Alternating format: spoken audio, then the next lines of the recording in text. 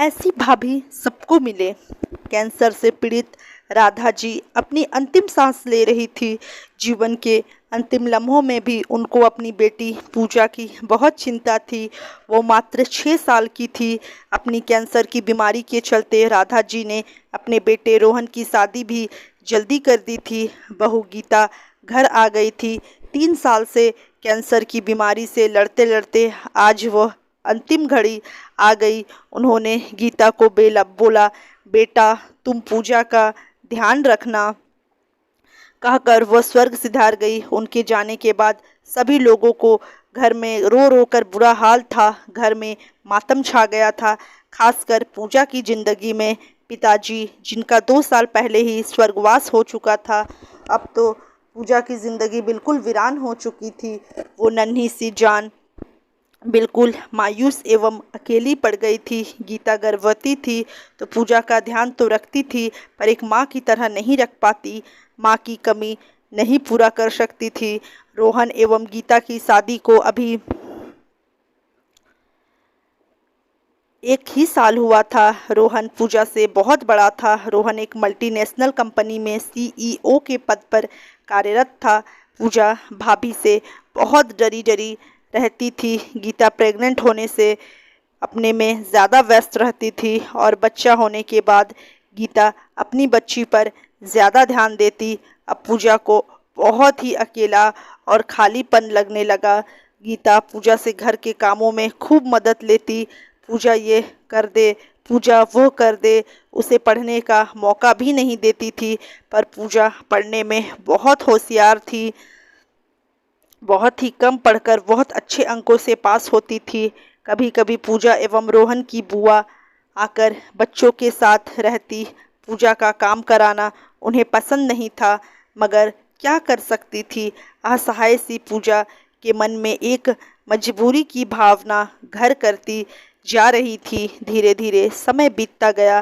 पूजा एवं गीता की बेटी परी एक साथ बड़ी होने लगी। पूजा को घर में अब एक अपना हमदम मिल गया था। एक ही स्कूल में पढ़ती थी दोनों। पूजा परी का बहुत ध्यान रखती थी। स्कूल में बिल्कुल अपनी छोटी बहन की तरह उसे प्यार करती थी। समय पंख लगाकर उड़ गया। कुछ समय बाद पूजा जॉब करने लगी और परी भी पोस्ट ग्रेजुएशन करने लगी। अब रोहन अपना बिजनेस शुरू करके एक बहुत बड़ा बिजनेसमैन बन गया। पूरे बिरादरी में उनका नाम था और रुतबा भी। सब लोग उसके घर रिश्ता करना चाहते थे। एक दिन गीता की बड़ी बहन बहुत ही अच्छे लड़के का रिश्ता गीता को बताती है। उसने बोला कि लड़का अजय जो कि फॉरेन में जॉब करता है, उसके घर वाले तुम्हारे घर रिश्ता करना चाहते हैं। मैं उनके परिवार वालों को तुम्हारे घर लेकर आना चाहती हूँ। गीता बोली, ठीक है, संडे को ले आना। संडे को अजय उसके माँ बाप एवं भाई समर, रोहन एवं गीता के घर रिश्ता लेकर आते हैं। वह भी समाज बिरादरी का एक संपन्न परिवार था। रोहन बहुत खुश था। आज जो उसकी बेटी के लिए रिश्ता आया वो भी इतने अच्छे घर से। लड़के वालों की खूब खातिरदारी की गई। अजय गीता एवं रोहन को पसंद आ गया। अजय गीता एवं रोहन को पसंद आ गया। तब गीता की बहन बोली कि लड़की को ले आओ। दूसरी तरफ पूजा मन ही मन सोच रही थी कि मेरी शादी की उम्र हो गई है, मेरे बारे में कोई सोच नहीं रहा, पर किसी से कहती कैसे। तभी गीता कमरे में गई और पूजा से बोली, तैयार हो जाओ पूजा। मैं? पूजा भाभी को अवाक होकर देखती रह गई। आज जब भाभी ने आकर जब ये बोला तो पूजा के मन ने सोचा कि देखो मेरी भाभी कितनी अच्छी है। ऐसी भाभी सबको मिले। माँ पिताजी के ना रहने पर भी वो मेरा कितना ध्यान रख रही है और अपना फर्ज बखूबी निभा रही है। पूजा तैयार होकर उस कमरे में अपनी भाभी के साथ गई जहाँ लड़के वाले बैठे थे। गीता की बहन पूजा को देख गीता को किसी बहाने से किचन में ले जाकर मुंह बनाते हुए बोली, तू इसे क्यों ले आई? अरे यह रिश्ता तो मैं परी के लिए लाई थी। दीदी, पूजा मेरी बेटी जैसी ही है। पहले मैं इसके ही हाथ पीले करूंगी। आपने कैसे सोचा कि पहले मैं परी की शादी करूंगी? पर गीता, ये तो बहुत ही अच्छा रिश्ता है। हाँ मुझे पता है दीदी, लेकिन मैंने पूजा की जिम्मेदारी ली है, इसको मैं अच्छे से निभाऊंगी। तभी पूजा किचन में आ जाती है और उनकी बातें सुनकर आज अपनी आंखों में आंसू आने से नहीं रोक पाती है और बोली, भाभी आप कितनी अच्छी हो। कई कई बार कहते कहते चुप हो गई। हाँ बोलो पूजा। भाभी कुछ नहीं, बताओ बेटा। आज ना जाने कैसे पूजा भाभी के अपनेपन से भावुक हो अपने मन की सब बातें भाभी को बता देना चाहती थी। उसने बोला, आप कई बार मुझसे प्यार से ना बोली और घर के काम कराए, वो मुझे अच्छा नहीं लगता था। आज तक मुझे ये लगता था शायद आप मुझसे ज़्यादा स्नेह नहीं रखती, पर मैं वहाँ गलत थी शायद। कहकर पूजा रोने लगी। गीता पूजा की नादानी पर हंसते हुए बोली, बेटा घर में बच्चों को माँ बाप को या घर के बड़ों को ही काम सिखाना होता है। मैं तो चाहती थी तुम्हें और परी को घर के सारे काम आए। तुम बड़ी थी इसलिए मैं तुमको ही ज़्यादा काम के लिए बोलती थी।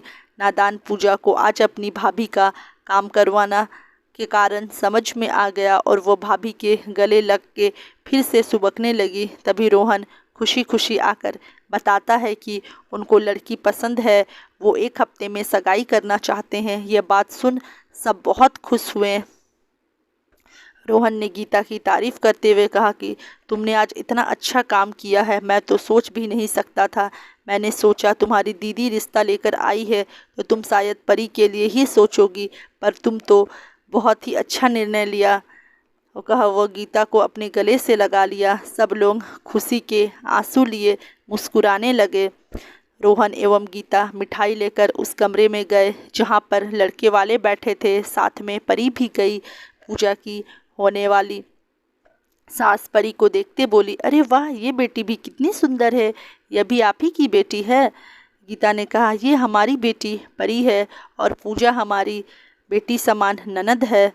पूजा की होने वाली सास हंसते हुए एक और प्रस्ताव रखते हुए बोली, यदि आपको मेरा छोटा बेटा समर भी पसंद हो तो परी को भी हम अपने घर की बहू बनाना चाहते हैं। आए तो अजय के लिए थे, पर परी भी पसंद आ गई। यह बात सुनते ही गीता और रोहन की खुशी 7वें आसमान पर जा पहुंची। आज एक के बाद दूसरा शुभ समाचार जो मिल रहा था, क्योंकि समर भी अजय जैसा दिखने में स्मार्ट एवं खूबसूरत था और वो भी अच्छी जॉब में था। उन्होंने उस रिश्ते के लिए भी फ़ौरन हाँ बोल दी। अब अगले हफ्ते दोनों ही बेटियों की सगाई तय हो गई। तब सभी एक दूसरे को गले लगा के बधाइयाँ देते नहीं थक रहे थे। घर में चारों ओर खुशियों का माहौल है। गीता की बहन भी बहुत खुश है। इतने अच्छे घर में बेटियों का रिश्ता करा के पूजा एवं परी खुशियों के सागर में गोते लगा रही थी, क्योंकि उनका साथ जो अब आजीवन रहने वाला था। तो दोस्तों, अगर आप लोग को ये फैमिली कहानी अच्छी लगी होगी तो प्लीज़ हमारी वीडियो को लाइक ज़रूर करें और चैनल में अगर नए आए हो तो चैनल को सब्सक्राइब करना ना भूलें। फैमिली एंड फ्रेंड के साथ ज़्यादा से ज़्यादा शेयर करें। मिलती हूँ नेक्स्ट कहानी के साथ, तब तक के लिए बाय बाय, टेक केयर।